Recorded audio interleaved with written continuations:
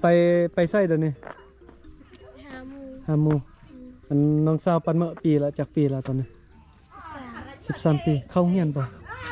เข้ามายังละเข้าอยู่ใส่โรงเรียนอยู่นี่มีโรงเรียนมัธยมป่ะเรียนฮอตซันได้อยู่นี่มสี่แล้วเขาม7ก็ไปเข้าอยู่ใส่อยู่เมืองหุ่นเต้อันนี้เขาฮอตมสี่เนาะกันมสี่ที่ว่าเข้าอยู่นี่กันเข้าม7นี่ไปเข้าอยู่เมืองหุ่นเนาะมีพี่น้องอยู่เมืองหุ่นบ่มีเต้เชิญไปเข้าอยู่นอนใส่กันนอนห้องพักซื้อไม่ยังลืมละซื้อลืมสาวลืมบ้านตังยาเนาะอายุ13 ปีเข้าม13 ปีเนาะตอนนี้คืองามเลยตอนนี้จะไปลิ้นน้ำมูเต้ไก่ป่ะโอ้เป็นผู้บ่าวแล้วฟาวตัวนี้นะสงสัย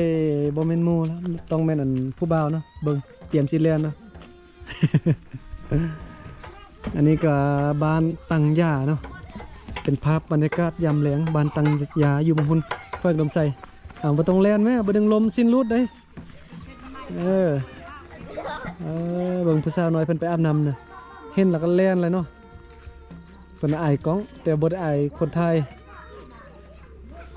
อันนี้ก็จะเป็นร้านขายเครื่องร้านเซเว่น ร้านสะดวกซื้อเนาะจักโมงปิดอยู่นี่ประมาณ7-8 โมงกับปิด7-8 โมงแล้วก็ปิดเนาะโอ้นี่ยิบเป่ายิบเป่าเอาไปไว้ตั้งขนมเบิ่งกวงเฮ็ดเองนะเนาะนั่นแหละเป็นกระเป๋าเขาซื้อเครื่องมาแล้วก็เลือกแล้วก็มายิบเนาะนั่นแหละยิบเองเลยเนาะเป็นหมู่บ้านนึงที่ใหญ่แล้วก็กว้างอยู่ห่างไกลจากตัวเมืองเนาะเฮือนอยู่นี่ป่ะเฮ็ดเวียกแล้วป่ะตอนนี้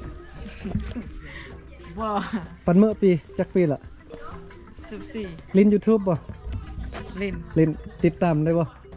ฝากติดตามเลยป่ะซองเบาลังภาษาลาว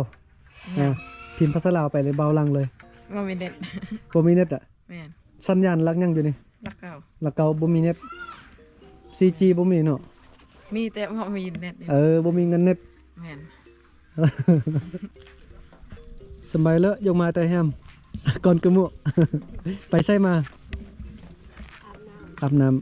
ำคนไปอาบน้ำมาเนาะนี่ประธานกับลูกมาแต่ให้ส่วนบรรยากาศยามแรงเนาะโอ้อยู่นี่พอดีบอลหลักสัญญาณมือถือเลยให้ห่วงเนาะมี 4G ให้ลิ้นพร้อมอันนี้บ่าวเป็น FC เพิ่นว่า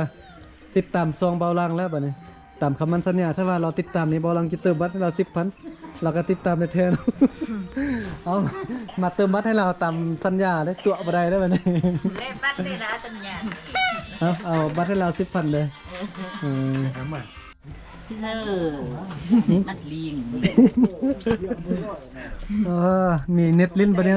แม่นครับเราเยี่ยมได้เราขับมาเยี่ยมใจขับไปเยื่อแย่ขอบใจ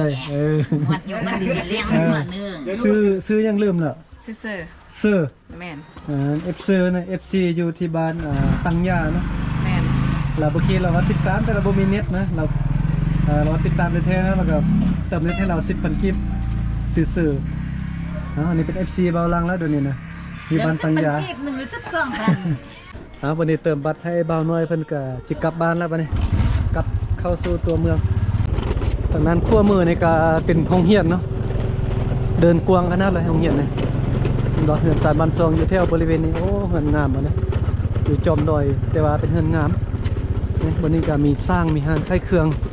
นุ๊กเขาเจ้าเลี้ยงแบนี่หลายขนาดนะเพราะว่าชาวบ้านนี่ส่วนใหญ่ก็ปลูกข้าวหลายที่สุดเลยอีกอย่างข้าวเดี๋ยวนี้มีราคาแพงเนาะเป็นดอกเฮือนเขาเจ้ามีด้วยแต่ว่ามีรายรับไล่มีรายรับที่มั่นคงเนาะหลายใดเนี่ยต่างจากเขตหมู่บ้านอื่นนะแถวนี้นะ